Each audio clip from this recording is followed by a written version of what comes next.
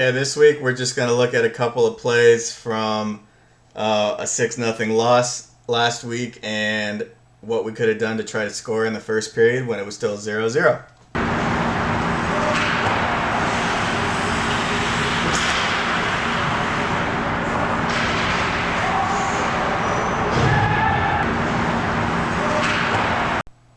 Okay, so on this one, our wing is entered with speed, and it's 3-on-3 as RD changes and their forwards are getting back. Right here is where this clip starts to go from a good scoring opportunity to going sideways. Right here is where we have a chance to pass up there to that forward on the left, and then he's got two options.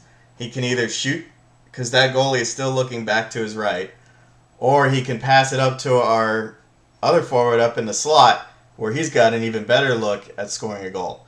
The only chance that has for happening, though, is if that forward on the left, F2, calls for the puck. Because we've got F1 down here behind the net with the puck, skating with speed, with his back kind of towards the play, trying to get... He thinks he's got more pressure than he does. And if we don't call for that, he doesn't know. What we don't want is people to assume that F1 is going to assume that you are open and start throwing it towards the other team. So if you call for that because you're open, you're going to get a pass, hopefully, and then who knows what happens on this chance. So what happened now is that we've skated it all the way around the boards. Their forward has come back and met our puck carrier, and we've turned it over. So let's look at the next chance after this one.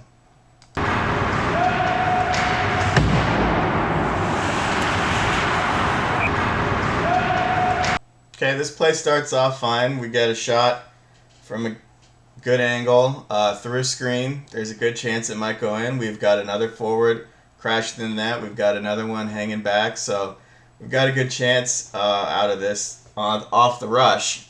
And then we can just look at what we should probably look to do after that initial shot.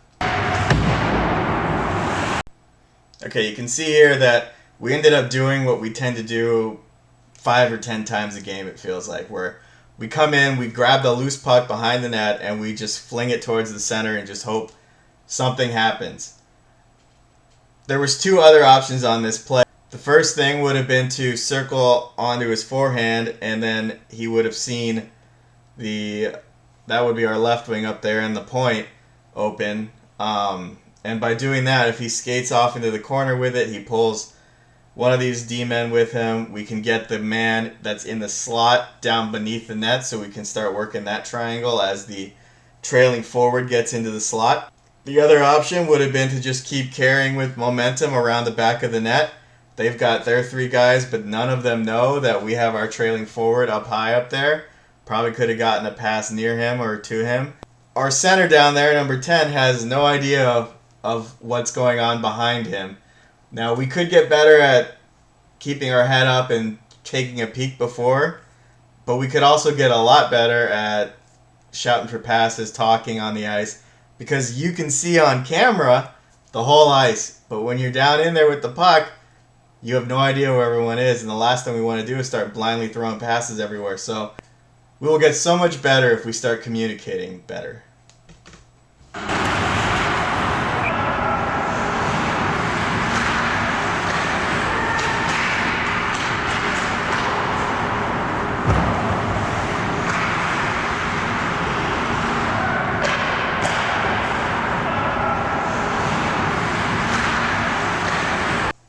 Pretty good right off the bat where we have good spacing. It's 3-on-3.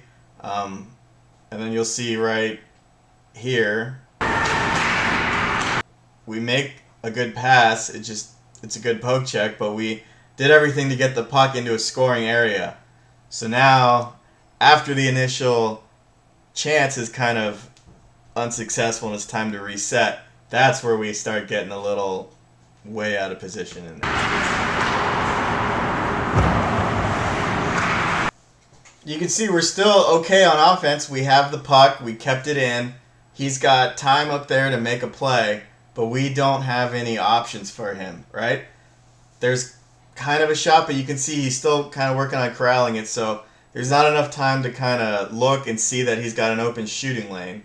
His other best play with three defensemen up, or three of their team up high, pressuring, his best option, safest option, is to go around the boards. We don't have anybody on the boards waiting for that puck, and so when he does pass it down, it's going to be a turnover instead of kind of reading that and anticipating that his best option is on the boards. Instead, what we wind up is with our forward up top, 86, ends up standing right next to our other defenseman on the left. And then we have number 3 standing for a screen and number 2 over on the left out of the play. Like, it would have to get past all 3 of these guys around the boards to get to him.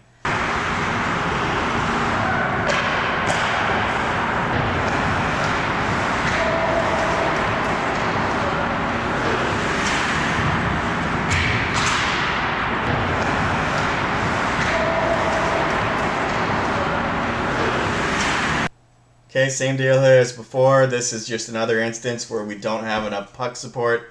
Guys anticipating where to be open. In this case, the best scenario is our puck carrier continues around, but one of these guys in the slot, preferably the guy lower, releases down behind the net, and that drags the defenseman with him, but he's also going to be open if he makes that move quick. And then from there, we got 2 options. We can either fill in the slot with our high forward there and have a pass. He could skate it back around the net, or the original puck carrier can dart across and get open for a chance that way. Instead, what we ended up doing was, because he had no open chances, look, we stood in a line yet again as forwards, and there is no path for any puck to get through to any of our forwards on this screenshot.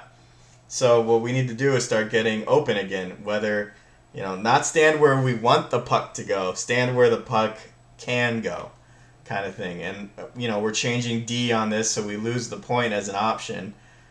So we do need to work on getting it lower. And in this case, 3 turned it over, but we kind of set him up to fail by not giving him any options. If he's looking up right now, he only sees black and yellow. So we've just got to do a better job of getting open and, moving the defense, spreading them out, and getting better chances. And last one, here's just a 3-on-2, and still 0-0. This is our 3rd shift of the game. 3-on-2.